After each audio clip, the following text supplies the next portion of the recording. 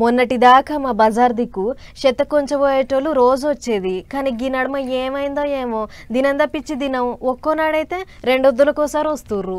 ఏమైంది అని అడిగితే బండ్లు చెడిపోయినాయి మేడం, మమ్మల్ని ఏం చేయమంటారు అని ఉల్టా మరల పడుతుర్రు అన్నట్లు గా మంచిర్యాల జిల్లాలో కూడా గిదే కథ అవుతుందట.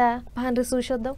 అయ్యో, చెన్నూరు మున్సిపల్ చెత్త బండ్లకు ఎంత కష్టం వచ్చింది చూడురులా. మేం మంచిగా ఉన్నప్పుడు రయ్య రయ్య అని బజార్లో తిరిగినాం. అడ్డమైన చెత్తను తేసి కుక్కినా కూడా ముక్కు మూసుకొని ఓసుకున్నాం. అసొంటిది ఇవాళ మాకు సుస్తి చేస్తే ఒక్కళ్ళు పట్టించుకోరా, ఇట్లనే ఉంటదా మీ స్వార్థం అని మున్సిపల్ ఆఫీస్ లో గొడగొడ శోకం పెడుతున్నాయి చెత్త బండ్లు. అయితే పాత సర్కారు ఏలుబడిలో ఉన్నప్పుడు ఈ చెన్నూరు మున్సిపాలిటీకి 16 చెత్త బండ్లు, 2 ట్రాక్టర్లు, ఓ టాటా ఏస్ బండి, మొత్తం 19 బండ్లు ఇచ్చిందట.